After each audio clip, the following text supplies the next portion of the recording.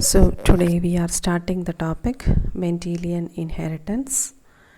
Mendelian inheritance. So you have to subscribe my channel, and the channel's name is Preji's Biology Class for All.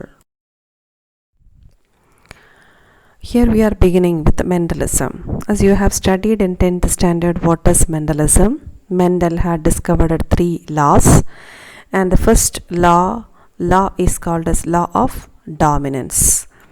And in the law of dominance, the statements is 2 alleles of a trait, only one is able to express itself in the F1 generation. That example is when a capital T is crossed with a small t, that means one tallness is crossed with a one dwarfness, we will get capital T small t.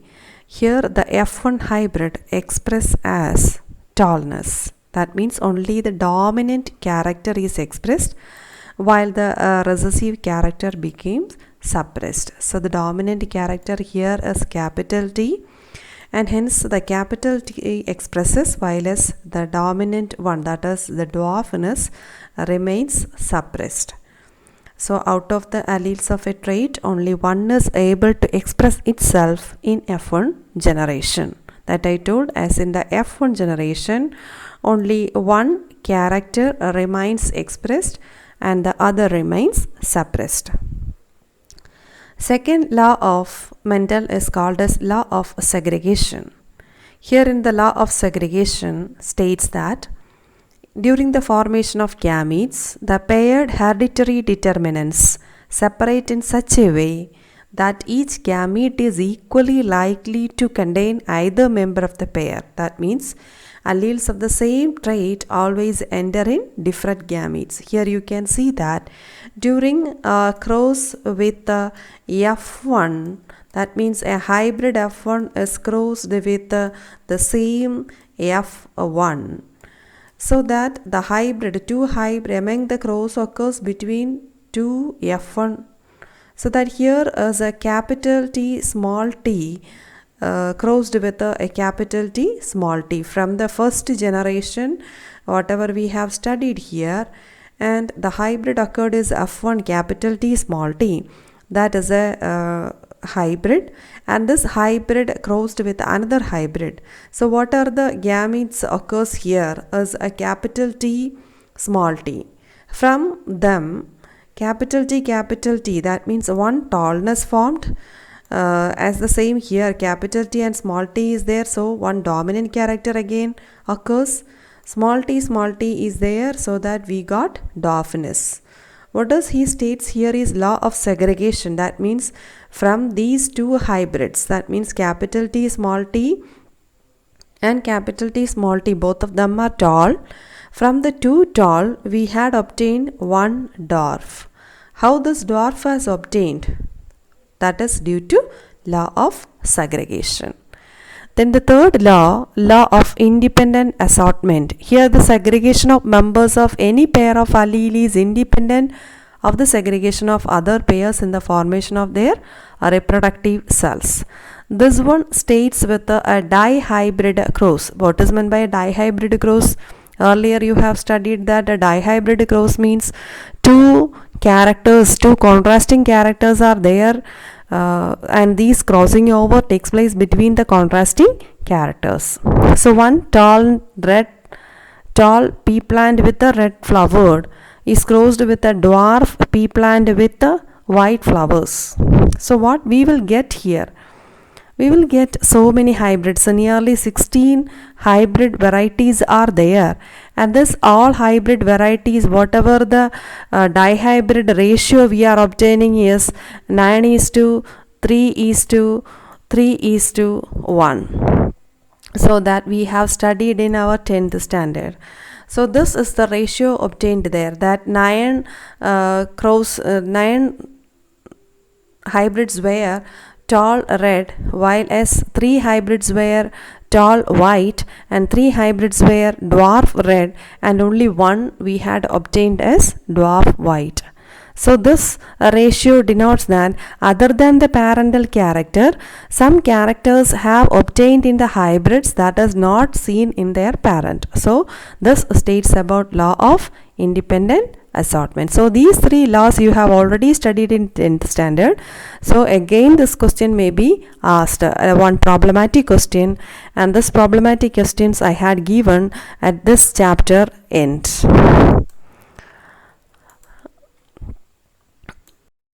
Then the next one, contrasting traits studied by Mendel's were stem height, flower color, flower position, the pod shape, pod color, seed shape and seed color. All those are the characters he had chosen for crossing over.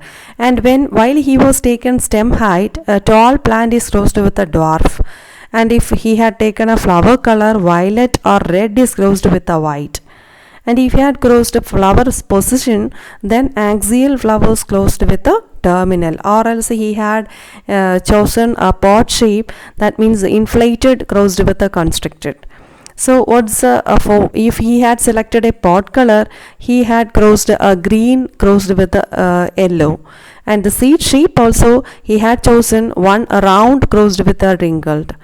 While he was chosen seed color, he crossed yellow with a green. So these are the contrasting characters which was studied by Gregor Mendel. Then question may be asked, what are the reasons for Mendel's success? So every scientist will have a success formula. Likewise, a Mendel's success is based on why he had selected the garden pea. We can say that it is his faith that he had found out such a plant, and that plant's name is Pisum sativum. For your final board exam, a question may be asked, which plant he had selected, that means Gregor Mendel had selected for his crossing over. So that was his reason for success. Why? Because he had chosen that garden pea or the Pisum sativum. Scientific name you have to write. Why? Because exam will ask which one is that scientific name for garden pea. It's Pisum sativum. And second reason for his success is he had several varieties were available, and the third one, it was easy to cultivate. You can write another one. Easy to cultivate means they are readily available, or they are readily cultivatable, or else you can write it as very easy to plant it on a pot. The plant was normally self-pollinating. That is the fourth point. Normally self-pollinating, and the artificial cross-pollination or artificial hybrids can also be formed. That means artificial cross-pollination can also be done. That is the fifth point. Sixth one, Mendel was fortunate about 7 pairs of contrasting characters were on different chromosomes. So he couldn't know at the beginning that whatever he is founding, his foundings were laid in as a milestone in the future genetics, but laterly Gregor Mendel's genetics had paved the way for today's genetics. Seventh one, Mendel worked on only one trait. He didn't follow on back on several traits. He had chosen only one trait. 8th point, he had recorded all these observations. That means he had kept all this record in a book, or he had recorded all these experiments. That is called as a meticulous record of observation. He had kept all the recordical observations in his notebook, so that we can, means the followers can able to identify what are the hybrids and what are the crosses he had done. After Gregor Mendel's crosses, that means 3 crosses already we have understood, 3 laws along with the 2 crosses. Again another cross, that is back cross. In this back cross, crossing between offspring and the parents are called as back cross. Crossing between the offspring and the parents. So here we can see that the offspring is capital T small t, that is crossed with the one among the parent, that is capital T capital T. Once again, capital T small t is a F1 hybrid that is crossed with a dominant parent.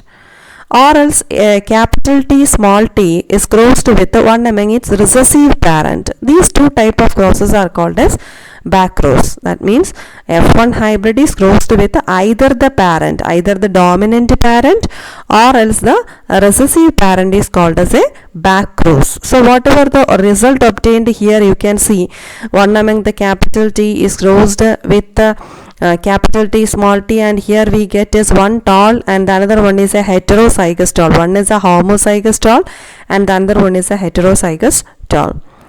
Then recessive cross or test cross. Here what is a test cross? Test cross means F1 hybrid is crossed with the recessive parent, the crossing over between hybrid and the recessive parent, then it is called as the test cross. These are used for identifying their offsprings and their parents. We are getting or identified using this back cross and the test cross. Then next one, incomplete dominance.